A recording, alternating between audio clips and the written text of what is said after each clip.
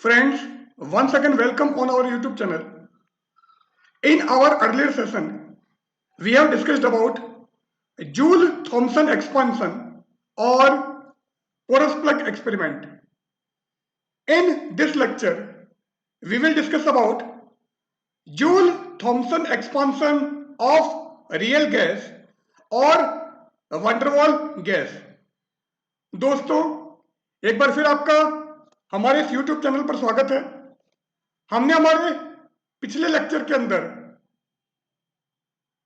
Joule Thompson प्रसार या सरंद्र dart प्रयोग के बारे में विस्तार पूर्वक चर्चा की थी।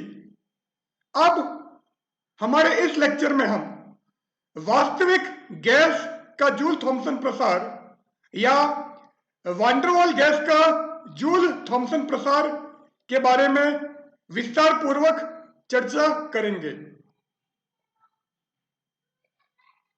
In this lecture, we will discuss about van der Waals gas in Joule-Thomson expansion, relation between temperature of inversion, critical temperature and boil temperature, and also we discuss about Joule's coefficient।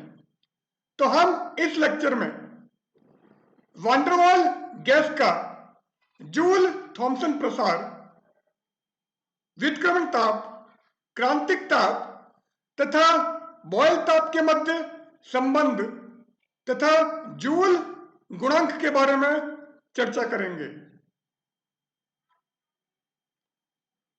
So before moving to our main aim, first of all, what is Joule-Thomson's experiment और porous plug experiment? तो हम हमारे वास्तविक topic पर जाने से पहले joule Thompson प्रयोग क्या है या सरंद्र डार्ट प्रयोग क्या है उसके बारे में बता देते हैं। So when a gas is expanded from a constant high pressure region to a constant low pressure region through a porous plug, it undergoes a change of temperature। तो जब कोई गैस एक उच्च नियत दाब वाले क्षेत्र से निम्न नियत दाब वाले क्षेत्र की ओर किसी सरंद्र डार्ट में से प्रवाहित की जाती है तो इसका ताप परिवर्तित होता है। This effect is known as Joule Thomson effect और जूल केल्विन इफेक्ट। यह प्रभाव जूल थॉमसन प्रभाव या जूल केल्विन प्रभाव कहलाता है। The process is known as Joule-Thomson process or porous plug experiment और throttling process। यह प्रक्रम जूल थॉमसन प्रक्रम या सरंद्र डार्ट प्रयोग या थ्रॉटलिंग प्रक्रम कहलाता है। Porous plug is actually made up of cotton, wool or silk containing a large number of holes। सरंद्र डार्ट वास्तव में रुई, ऊन या सिल्क से निर्मित होता है जिसमें कई छेद होते हैं या कई छिद्र होते हैं। Now, van der Waals gas in Joule-Thomson expansion or estimate of Joule-Thomson cooling। तो अब हम van der Waal गैस का जूल थॉमसन प्रसार लेते हैं या जूल थॉमसन शीतलन के बारे में अध्ययन करते हैं।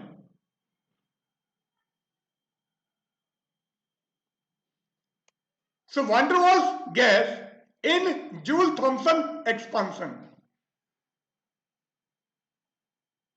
Now, in this figure, CEC is actually a thermal insulated cylinder.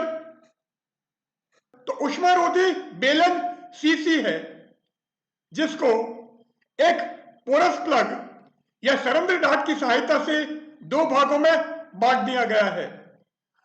तो यहां पर एक पिस्टन ए है और यहां पर एक पिस्टन बी है और गैस हमारी यहां पर भरी हुई है। ये गैस इस पोरस प्लग में से होकर इस साइड में चली जाती है। So this is our initial condition या प्रारंभिक अवस्था and this is final condition या अंतिम अवस्था है। Let there is a thermally insulated cylinder CC. माना एक पूर्णतः ऊष्मारोधी बेलन सीसी है।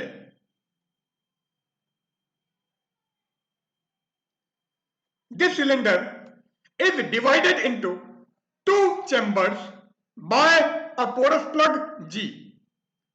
इस बेलन को एक सरंध्र डाट G की सहायता से दो भागों में बांट दिया गया है। तो ये जो पोरस प्लग G है ये सिलेंडर को दो पार्ट में डिवाइड कर रहा है। एक पार्ट हमारा इसके लेफ्ट में आ जाएगा और दूसरा पार्ट इसके राइट में होगा।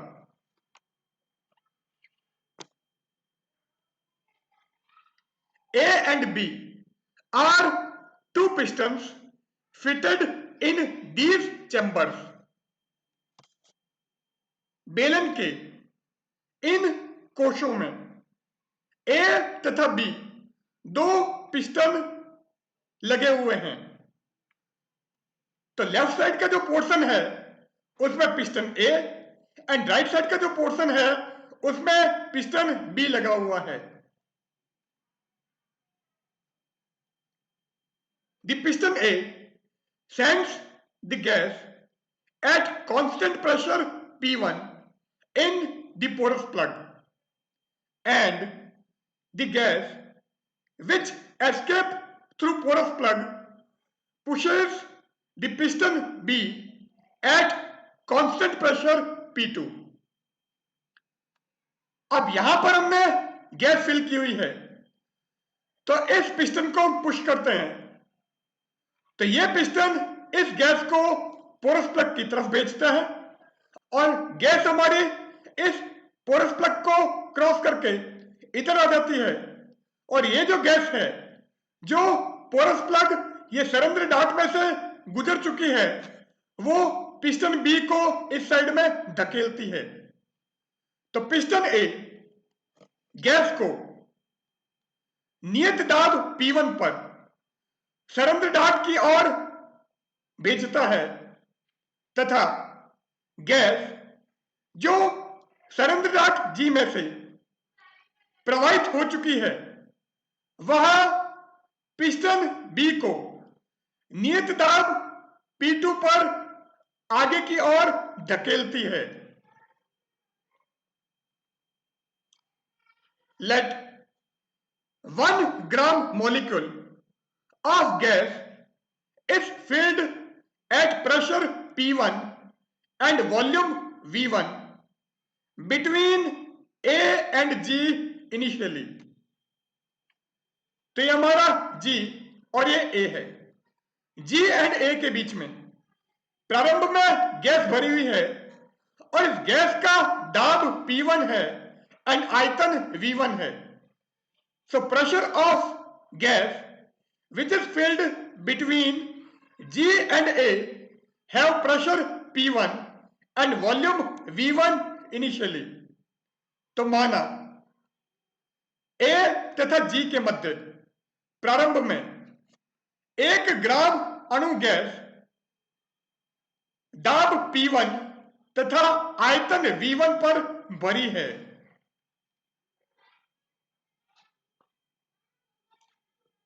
After crossing G, the pressure and volume of gas become P2 and V2 respectively. अब ये जो गैस है ये इस पोरस प्लग में से पास हो रही है, इस सरंध्र डाट में से गुजर रही है, और जैसे ही ये गैस पोरस प्लग को क्रॉस करती है इसका प्रेशर या दाब P2 हो जाता है एंड वॉल्यूम या आयतन V2 हो जाता है। सो G में से गुजरने के पश्चात गैस का दाब तथा आयतन क्रमशः P2 तथा V2 हो जाते हैं।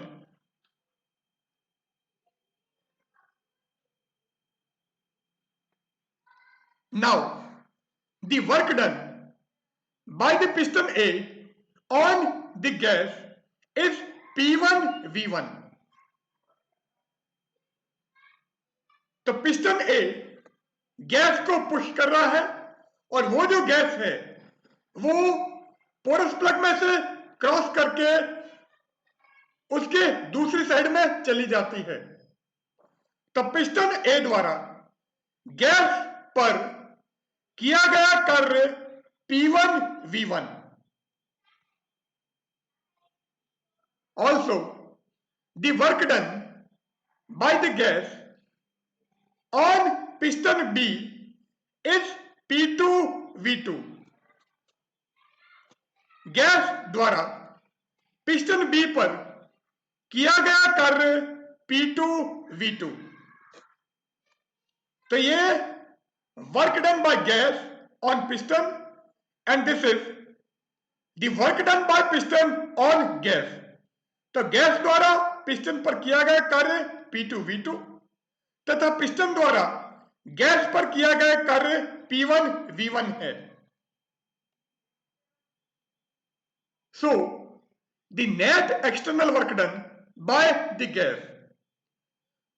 तो गैस द्वारा किया गया परिणामी बाह्य कार्य, इन दोनों वर्क का डिफरेंस निकाल देते हैं।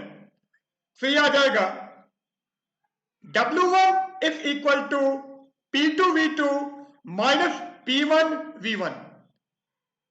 तो गैस द्वारा किया गया परिणामी बाह्य कार्य होगा W1 is equal to P2 V2 minus P1 V1।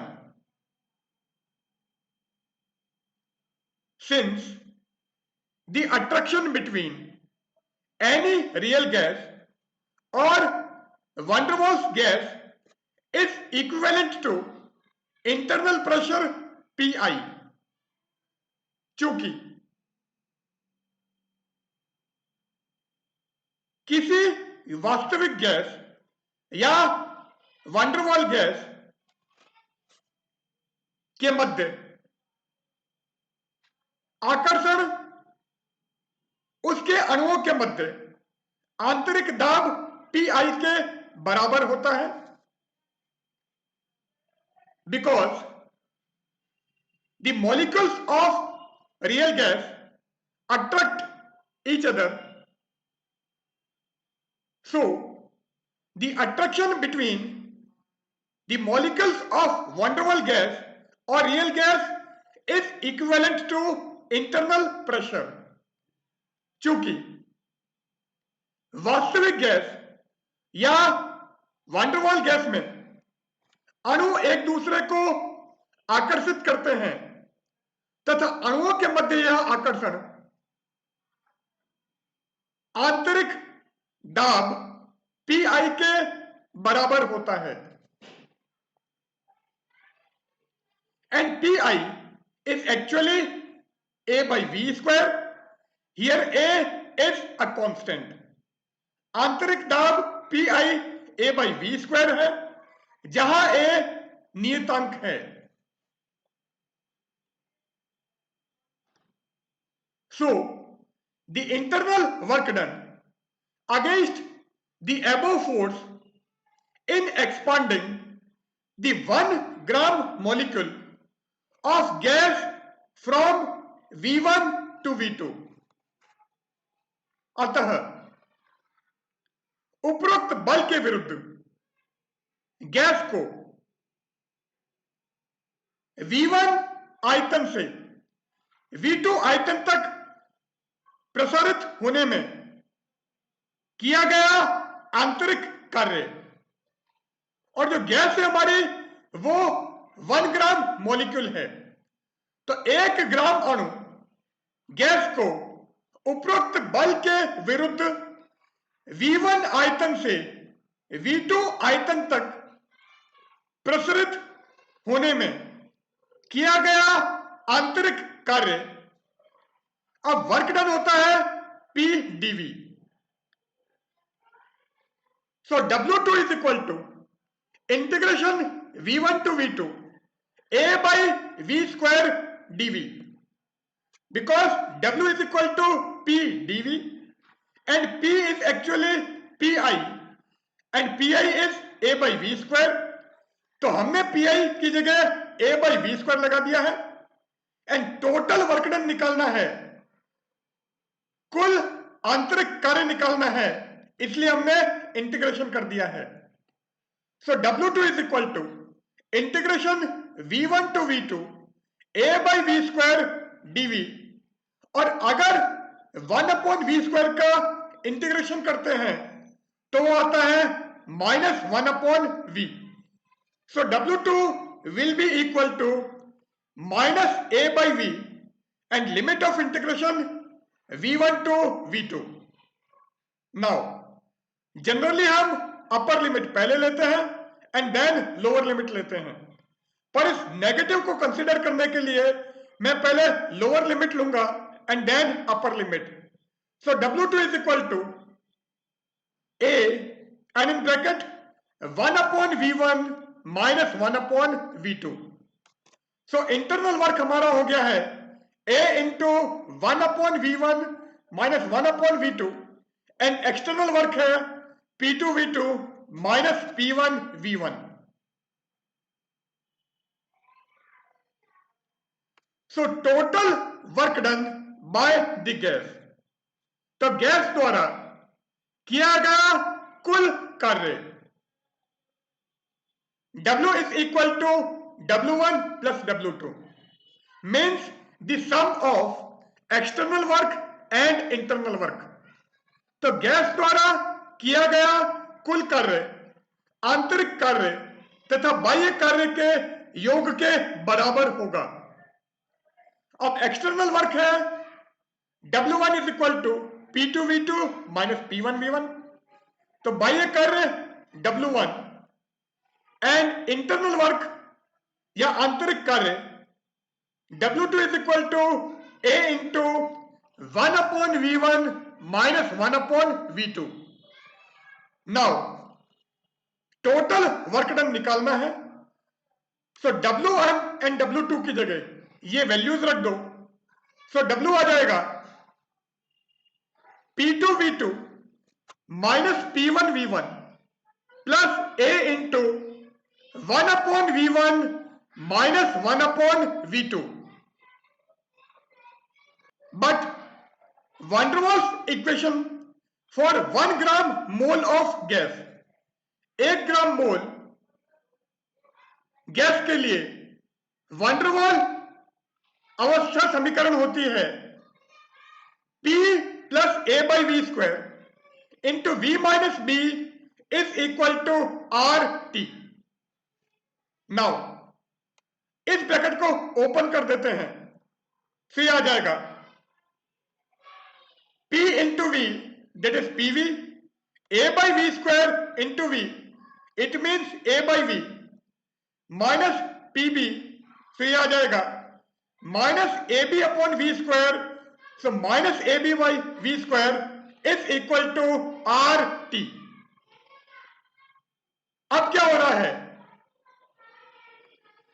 since A and B are very small, चूंकि A तथा B अत्यंत कम है, so we neglect AB upon V square। तो AB का मान अत्यंत कम है, इसलिए हम A B upon V square को नगण्य मानकर छोड़ देते हैं। So on neglecting A B by V square, so ये जो इक्वेशन है ये हमारी चेंज हो जाएगी। This will be PV is equal to RT and A by V minus PB को राइट साइड में ट्रांसफर करो तो ये आ जाएगा minus A by V plus PB। So पहले हम P की जगह P1, V की जगह V1 एंड T की जगह T1 रखते हैं, एंड देन P की जगह P2, V की जगह V2 एंड T की जगह T2 रखोगे तो ये हो जाएगा P1 V1 is equal to R T1 minus A by V1 plus P1 B and P2 V2 is equal to R T2 minus A upon V2 plus P2 B। अब यहां पर हमको P2 V2 minus P1 V1 की requirement है। सो इस equation में से इस इक्वेशन को हम सब्ट्रैक्ट कर देते हैं। So on subtracting this equation from this equation, तो इस समीकरण को इस समीकरण में से घटाने पर so P2 V2 minus P1 V1 is equal to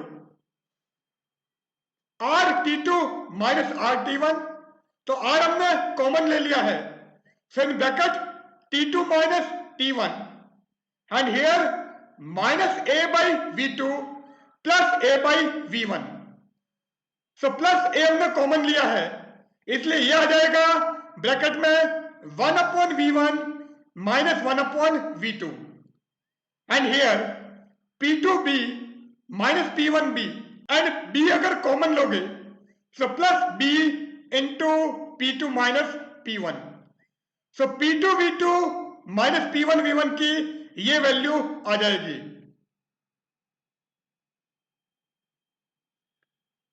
अब W हमने P2 V2 minus P1 V1 plus A into 1 upon V1 minus 1 upon V2 निकाला था, and P2 V2 minus P1 V1 अभी हमने ये निकाला था। तो ये जो P2 V2 है इसकी ये वैल्यू आप यहां पर पुट कर दो। सो A into 1 upon V1 minus 1 upon V2 already था, और जैसे ही आप ये वैल्यू यहां पर रखोगे तो एक और यहां से A into 1 upon V1 minus 1 upon V2 मिल जाएगा। So W is equal to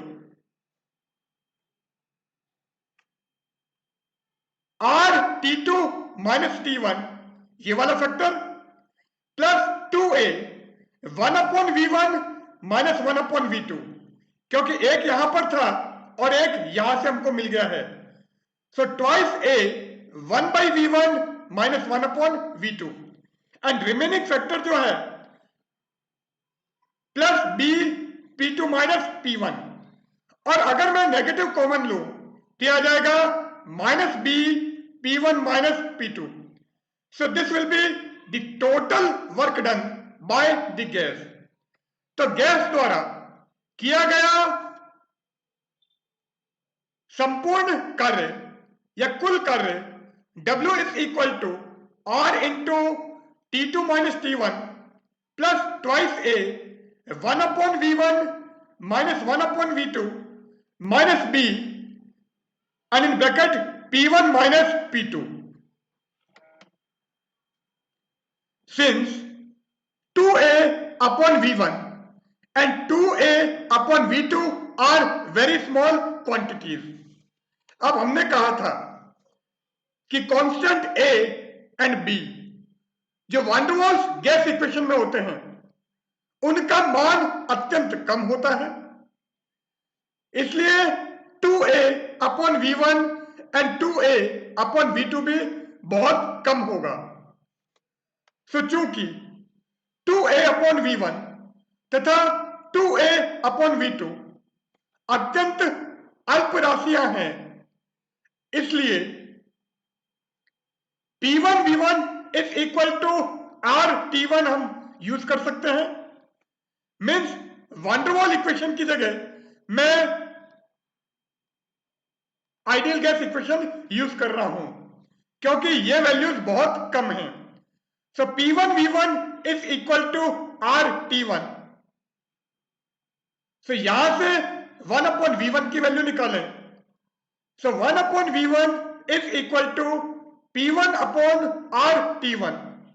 Similarly, 1/V2 is equal to P2 divided by RT2. अब 1/V1 आ गया है P1 upon RT1, 1/V2 आ गया है P2 upon RT2, और ये दोनों वैल्यूज हम यहां पर पुट कर देते हैं। सो 1/V1 माइनस 1/V2 हो जाएगा 1/R and in bracket P1/T1 minus P2/T2। और अगर R हम कॉमन नहीं लेते हैं तो W हो गया है R into T2 minus T1 plus twice A। ये वैल्यूज हमने यहां से रख दी है। सो P1/RT1 minus P2/RT2 minus B P1 minus P2। Since T1 and T2 are almost equal, T1 तथा T2 लगभग बराबर हैं। So T1 is approximately T2 and this will be equal to T। तो इन दोनों को हम T से रिप्लेस कर देते हैं और इन दोनों के बीच में डिफरेंस बहुत कम है। सो T1 माइनस T2 को हमने dt लिख दिया है। सो T1 एंड T2 को आप यहां पर T से रिप्लेस कर दो एंड T1 माइनस T2 को हम dt से यहां पर रिप्लेस कर देते हैं। So W is equal to minus R dt plus 2A। T1 भी T हो गया है एंड T2 भी T हो गया है। सो आर टी हमारा कॉमन आ जाएगा। So 2A upon R T and bracket में यहां से बचेगा P1 माइनस P2 और ये factor as it is. So minus B P1 minus P2। So total work done by the gas या गैस द्वारा किया गया कुल कार्य W is equal to minus R dt plus twice A upon RT P1 minus P2 minus B into P1 minus P2। अब हम क्या करते हैं, इसमें से और इसमें से P1 माइनस P2 कॉमन ले लेते हैं। तो जैसे ही आप P1 माइनस P2 इन दोनों में से कॉमन लोगे, ब्रैकेट में बचेगा 2A upon RT minus B। So W is equal to P1 minus P2 and in bracket 2A upon RT minus B and ये वाला factor as it is, so minus R dt।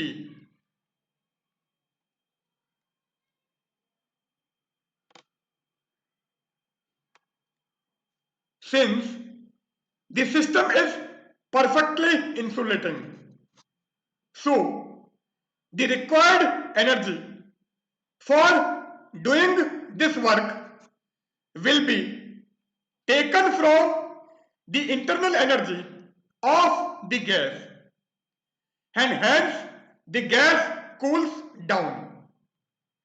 चूंकि निकाय पूर्णतः ऊष्मारोधी है और perfectly insulating है या पूर्णतः ऊष्मारोधी है, तो ना तो हीट अंदर आ सकती है न ही हीट बाहर जा सकती है। तो ना तो ऊष्मा अंदर आएगी और न ही ऊष्मा बाहर जाएगी। तो चूंकि निकाय पूर्णतः ऊष्मारोधी है, इसलिए इस कार्य को करने में आवश्यक ऊर्जा गैस द्वारा आंतरिक ऊर्जा से ली जाएगी तथा इससे गैस ठंडी हो जाएगी। तो जो अभी हमने वर्क डन निकाला था, अभी हमने जो किया गया कार्य निकाला था, उस वर्क या कार्य को करने में आवश्यक ऊर्जा गैस इंटरनल एनर्जी से लेगा, गैस आंतरिक ऊर्जा से लेगी और इसकी वजह से गैस हमारी ठंडी हो जाएगी। If the fall in temperature of gas is dt, यदि सरेंद्र डाट से गुजरने के पश्चात गैस के ताप में कमी dt हो जाती है तो W is equal to CV dt। तो किया गया कार्य W is equal to CV dt। Here CV is molar specific heat at constant volume। यहां CV स्थिर आयतन पर मोलर विशिष्ट ऊष्मा है। एंड W अभी हमने निकाला था P1 minus P2 into 2A upon RT minus B minus R dt। तो एक वर्क हमारा ये है और एक वर्क हमारा ये है, तो ये दोनों वर्क हमारे सेम होंगे, दोनों कार्य समान होंगे, तो इस W को हम CV dt से रिप्लेस कर देते हैं। तो ये हो जाएगा CV dt is equal to P1 minus P2 and in bracket 2A upon RT minus B minus R dt। अब ये जो माइनस R dt है इसको लेफ्ट में ट्रांसफर कर दो, तो ये नेगेटिव हमारा पॉजिटिव हो जाएगा और dt इन दोनों में से कॉमन आ जाएगा। So this will be CV plus R into dt is equal to P1 minus P2 and in bracket 2A upon RT minus B। Now from Mayer's relation, Mayer संबंध से CP minus CV is equal to R। यहां पर CV था molar specific heat at constant volume, स्थिर आयतन पर molar विशिष्ट ऊष्मा, तो CP हो जाएगा molar specific heat at constant pressure, स्थिर दाब पर मोलर विशिष्ट ऊष्मा। सो CV को अगर हम यहां पर ट्रांसफर करें तो ये हो जाएगा CP is equal to CV plus R। So CV plus R can be replaced by CP। So this equation will be CP dt is equal to, ये factor as it is, P1 minus P2 and in bracket 2A upon RT minus B। So this will be CP dt। अब हमको change in temperature या ताप में परिवर्तन निकालना है, तो हम क्या करते हैं, इस CP को नीचे ट्रांसफर कर देते हैं। So dt is equal to P1 minus P2 divided by CP and in bracket 2A upon RT minus B। So this will be the fall in temperature when a van der Waals gas pass through a porous plug। तो यदि van der Waals gas या वास्तविक gas Surendra dot में से गुजरती है तो उसके ताप में जो कमी होगी वो हम इस फॉर्मूले से देंगे।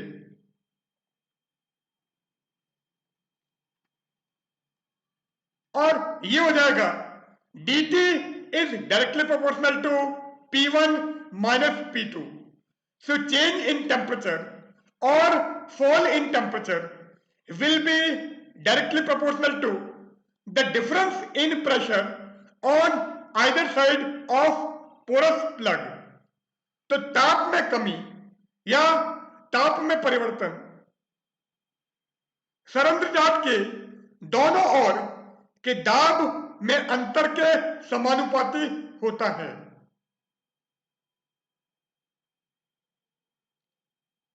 Now dt is directly proportional to P1 minus P2, ये अभी हमने निकाला था।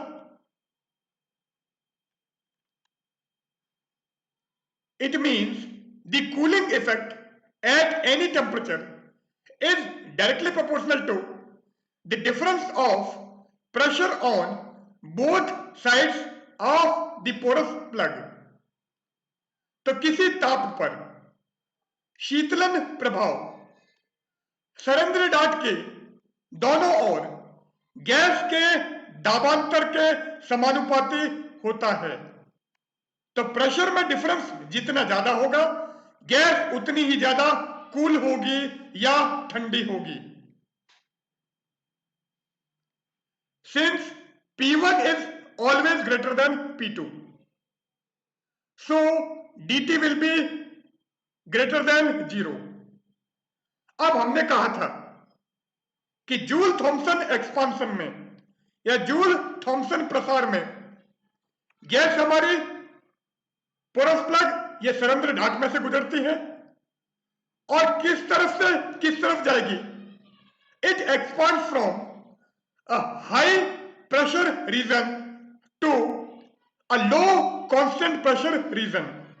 गैस सरंध्र ढाक में से एक उच्च नियत दाब वाले क्षेत्र से एक निम्न नियत दाब वाले क्षेत्र की ओर प्रवाहित होती है।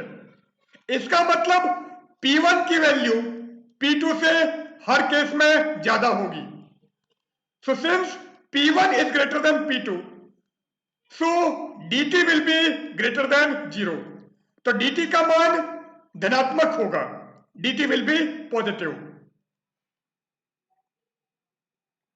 But actual formula is dt is equal to P1 minus P2 divided by Cp into 2a upon RT minus B।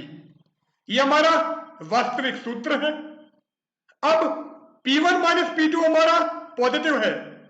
It means dt की value 2a upon RT minus B पर डिपेंड करेगा। तो 2a upon RT minus B positive है, negative है या zero है, उसके according dt की वैल्यू हमारी चेंज हो जाएगी। तो 2a upon RT minus B का मान धनात्मक है, ऋणात्मक है या शून्य के बराबर है। यह मान यह निर्धारित करेगा कि dt का मान धनात्मक होगा, ऋणात्मक होगा या जीरो होगा। सो फर्स्ट केस हम लेते हैं।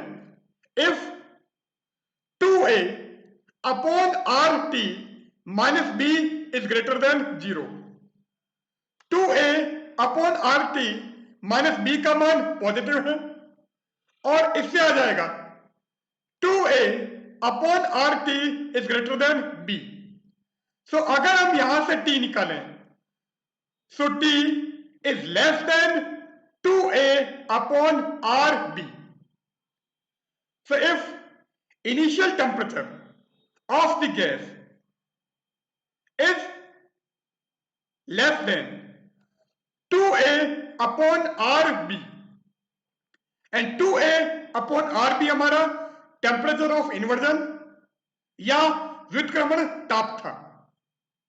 So if the initial temperature of the gas is less than its temperature of inversion, then dt will be positive.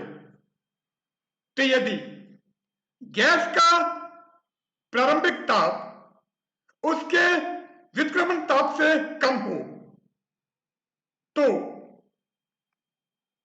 Surendra dot में से प्रवाहित होने के पश्चात गैस हमारी ठंडी हो जाएगी, क्योंकि यहां पर dt की वैल्यू ग्रेटर देन 0 आ रही है। If the initial temperature of the gas is less than 2A upon RB, जो कि हमारा टेम्परेचर ऑफ इन्वर्जन है, then the gas will show the cooling effect।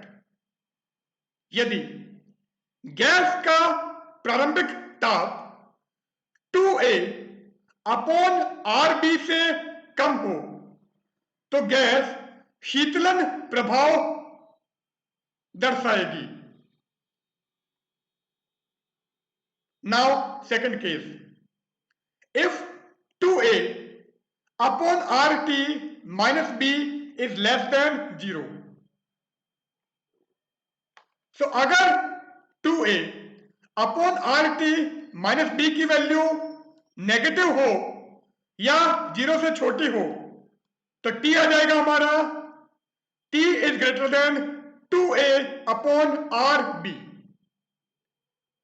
और ये हमारा टेम्परेचर ऑफ इन्वर्जन है। सो अगर T की वैल्यू Ti से ज्यादा हो तो क्या होगा, dt इज लेस देन 0, तो ताप में कमी ऋणात्मक होगी, और ताप में कमी ऋणात्मक है इसका मतलब गैस हमारी हीट हो रही है, गर्म हो रही है। So if the initial temperature of the gas is greater than 2A upon RB, then the gas will show the heating effect। तो यदि गैस का प्रारंभिक ताप 2A अपॉन RB से अधिक हो तो गैस तापन प्रभाव दर्शाएगी। So if the initial temperature of the gas is greater than 2A upon RB, then the gas will show the heating effect। इस अवस्था में गैस तापन प्रभाव दर्शाती है।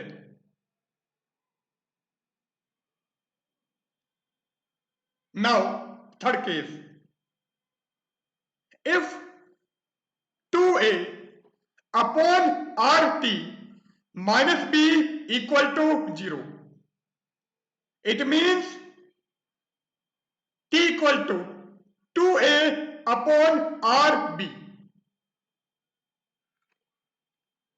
और हमने कहा था ये टेम्परेचर ऑफ इन्वर्जन है, तो अगर T की वैल्यू Ti के इक्वल हो, यदि गैस का प्रारंभिक ताप उस गैस के व्युत्क्रमण ताप के बराबर हो तो ये फैक्टर हमारा 0 हो गया है, तो इसको 0 कर दो तो dt equal to 0।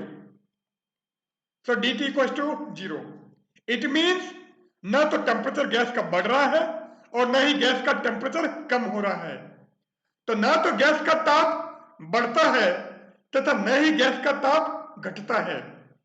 It means the gas will neither show the heating effect nor show the cooling effect. कहने का तात्पर्य यह है कि इस अवस्था में गैस न तो शीतलन प्रभाव दर्शाएगी तथा न ही तापन प्रभाव दर्शाएगी। So if the initial temperature of the gas is equal to the temperature of inversion, then the gas will neither show the cooling effect nor show the heating effect। यदि गैस का प्रारंभिक ताप उसके व्युत्क्रमण ताप तो गैस न तो शीतलन प्रभाव दर्शाती है तथा न ही तापन प्रभाव दर्शाती है।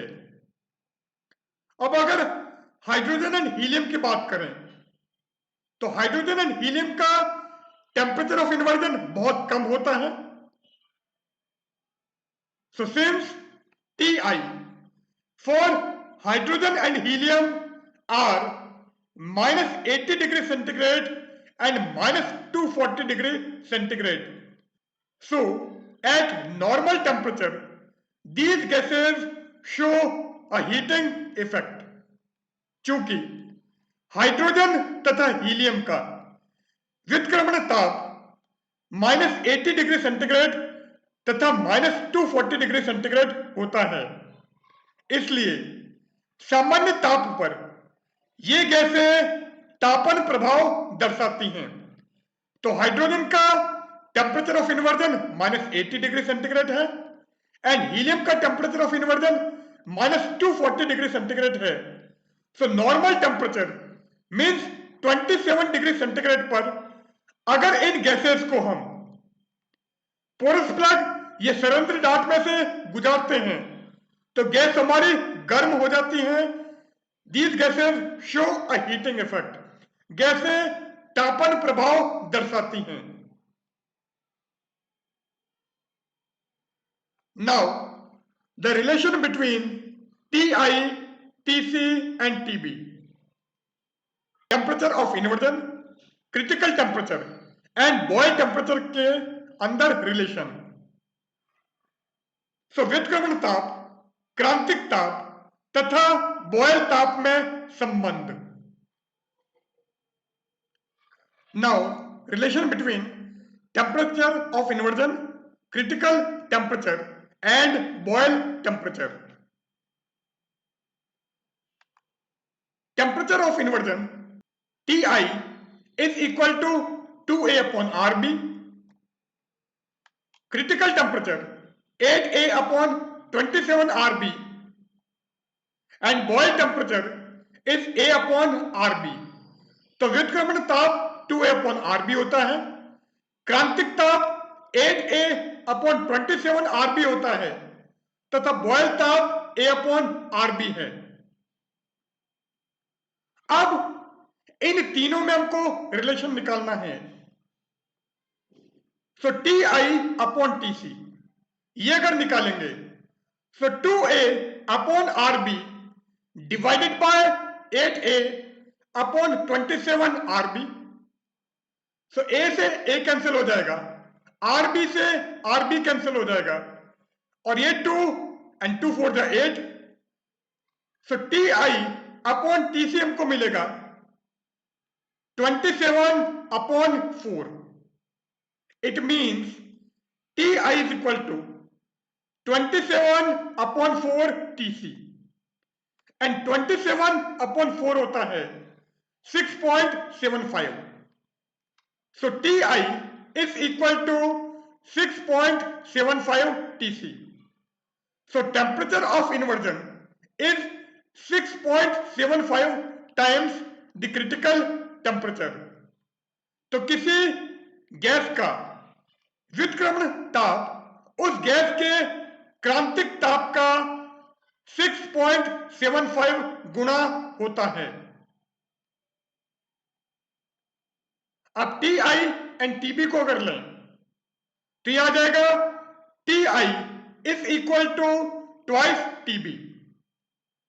So temperature of inversion of any gas is double of its boil temperature.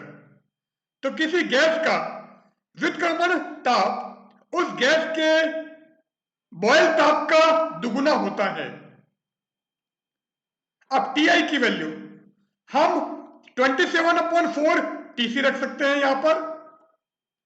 So 27 upon 4 Tc is equal to twice Tb. और यहां से इस 2 को हम नीचे भेजें so Tb is equal to 27 upon 8 Tc. तो किसी गैस का बॉयल ताप उस गैस के क्रांतिक ताप के 27 अपॉन 8 गुणा होता है. So Boyle temperature of any gas is 27 upon 8 times of its critical temperature. So Ti is equal to twice Tb and this is equal to 6.75 Tc. So Ti is equal to twice Tb is equal to 6.75 Tc. तो हमारा critical temperature, Boyle temperature and temperature of inversion के बीच में relation है। तो यह समीकरण क्रांतिक ताप, बॉयल ताप तथा व्युत्क्रमण ताप के मध्य संबंध दर्शाती है। नाउ आज का लास्ट टॉपिक हमारा जूल्स कोफिशिएंट, जूल गुणांक।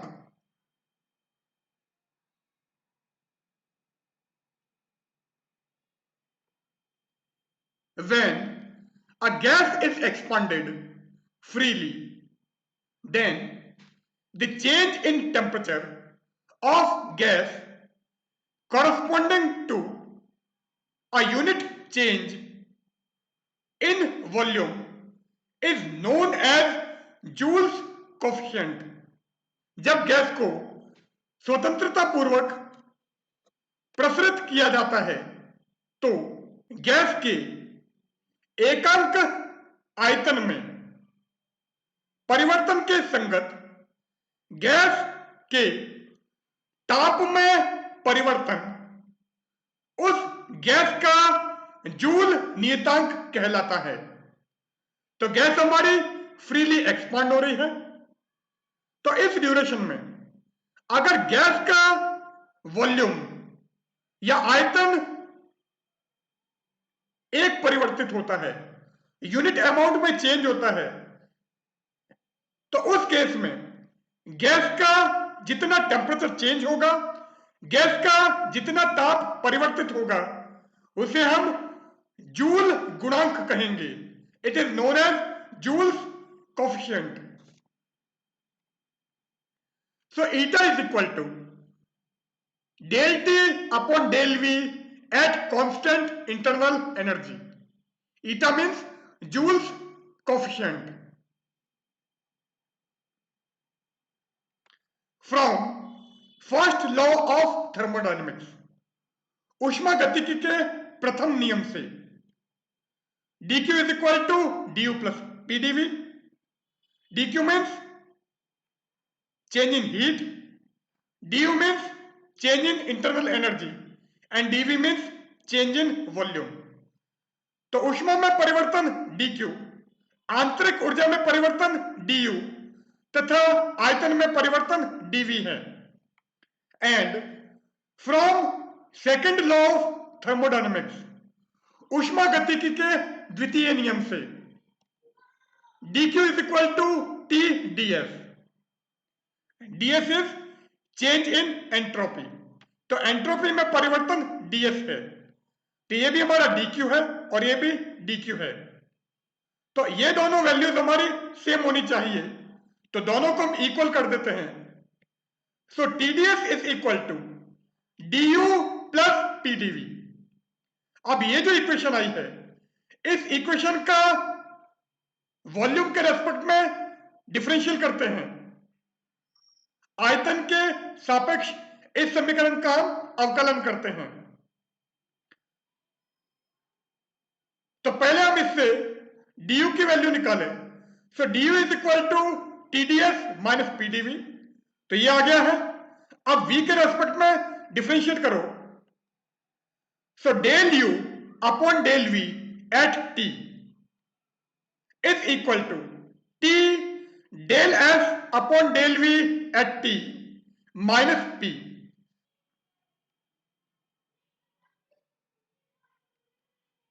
फ्रॉम मैक्सवेल्स थर्मोडायनेमिक रिलेशन, तो मैक्सवेल के ऊष्मागतिकी संबंध से del S upon del V at T is equal to del P upon del T at V. But del U upon del V at T is equal to T del S upon del V at T minus P. ये अभी हमने निकाला था। तो ये जो value है इसको हम इससे रिप्लेस कर सकते हैं, तो ये इक्वेशन हमारी चेंज हो जाएगी। Del U upon del V at T is equal to T, और इसकी जगह हमने ये रख दिया है, so del P upon del T at V minus P, ये माइनस पी हमने एज इट इज लिख दिया है। Now van der Waals gas equation for 1 mole gas, 1 mole gas के लिए van der Waals अवस्था समीकरण P plus A by V square into we minus B is equal to R T. अब ये जो इक्वेशन है, इस इक्वेशन से हम P की वैल्यू निकालते हैं। तो पहले V माइनस बी को इसके नीचे ट्रांसफर कर दो, और फिर a बाई वी स्क्वायर को हम राइट में भेज देते हैं, तो P आ जाएगा R T upon V minus B minus A upon V square. So pressure की वैल्यू हमको ये मिल गई है। अब यहां पर हमको del P upon del T at V चाहिए, तो हम क्या करते हैं, ये जो इक्वेशन है इसका टेम्परेचर के रेस्पेक्ट में डिफरेंशियल करते हैं एट कांस्टेंट वॉल्यूम। तो इस समीकरण का स्थिर आयतन पर ताप के सापेक्ष अवकलन करने पर, तो यहां पर T नहीं है तो इसका 0 आ जाएगा, और यहां पर T है और बाकी सारा constant. So del P upon del T at V is equal to R upon V minus B। तो इस इक्वेशन में P की जगह आप ये पुट करो, and del P upon del T at V की जगह आप ये पुट करो। तो ये दोनों वैल्यूज अगर हम यहां पर रखें तो ये आ जाएगा del U by del V at T, ये फैक्टर और साथ में टी है, so R T divided by V minus B minus ये माइनस, और इस पी की जगह आ जाएगा R T upon V minus B minus A by V square. तो ये हमने यहां पर रख दिया है। अब इस ब्रैकेट को ओपन करते हैं, तो हो जाएगा माइनस और ये हो जाएगा positive. So R T upon V minus B and R T upon V minus B cancel हो जाएगा, तो ये बचेगा del U upon del V at T is equal to A upon V square. So del U by del V at T की value हमको मिल गई है ए बाई वी स्क्वायर।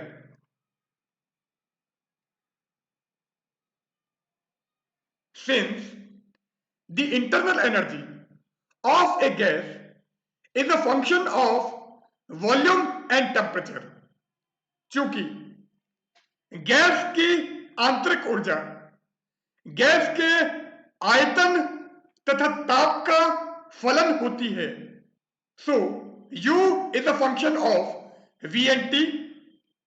अब ये जो इक्वेशन है इसका हम डिफरेंशियल करते हैं, तो टोटल डिफरेंशियल करना है, और ये u हमारा v एंड t का फंक्शन है, तो पार्शियल डिफरेंशियल v के रेस्पेक्ट में भी करोगे एंड t के रेस्पेक्ट में भी करोगे, तो टोटल डिफरेंशियल हो जाएगा du is equal to del U by del V at t into dv plus del U by del t at v into dt। तो इसका डिफरेंशियल हमको ये मिल जाएगा। In free expansion of gas, internal energy remains constant। तो gas के मुक्त प्रसार में गैस की आंतरिक ऊर्जा नियत रहती है। In free expansion of gas internal energy U remains constant, और U अगर कांस्टेंट है it means D U is equal to 0। तो डी यू की वैल्यू हम यहां पर 0 रख देते हैं, तो ये इक्वेशन हमारी चेंज हो जाएगी। Del U by del V at T dv is equal to minus del U upon del T at v into D T. अब हम क्या करते हैं, del T upon del V निकालते हैं एट कांस्टेंट इंटरनल एनर्जी। तो इस DV को नीचे ट्रांसफर करो और ये पूरा इसके नीचे आ जाएगा, तो ये हो जाएगा del T upon del V at U is equal to minus del U by del V at T, ये हमने लिख दिया है, divided by del U by del T at V, ये यहां पर लिख दिया है। So del T by del V at U is equal to minus del U upon del V at T divided by del U upon del T at V. But del U upon del T at V is C V. So इसकी value molar specific heat at constant volume के equal होती है। तो इसको हम स्थिर आयतन पर गैस की मोलर विशिष्ट ऊष्मा कहते हैं। And del U upon del V at T अभी हमने निकाला था a by V square. Also del T upon del V at u is Joule's coefficient. तो जूल गुणांक की परिभाषा से ईटा होता है del T upon del V at U. तो इसकी जगह ईटा रख दो, इसकी जगह आप a बाई वी स्क्वायर रखो और ये हमारा आ जाएगा CV। तो जूल्स कोफिशिएंट या जूल गुणांक का मान हमें मिलेगा eta is equal to minus 1 upon CV A upon V square. So this is the Joule's coefficient for real gas. वास्तविक गैस के लिए CV इज ग्रेटर देन 0 और CV अगर ग्रेटर देन 0 है तो ईटा हमारा नेगेटिव आ जाएगा। So eta is less than 0। Hence, we get cooling in joules free expansion। अतः जूल मुक्त प्रसार में गैस ठंडी हो जाती है। तो जूल्स फ्री एक्सपांशन अगर हम करते हैं किसी रियल गैस का, तो गैस हमारी ठंडी हो जाती है, कूल हो जाती है। So here we end our session. यहां पर हम हमारा सेशन एंड करते हैं। यहां पर हमने van der Waals gas in Joule Thomson expansion, relation between TI, TC and TB and साथ में हमने जूल्स कोफिशिएंट की स्टडी की है। So good bye.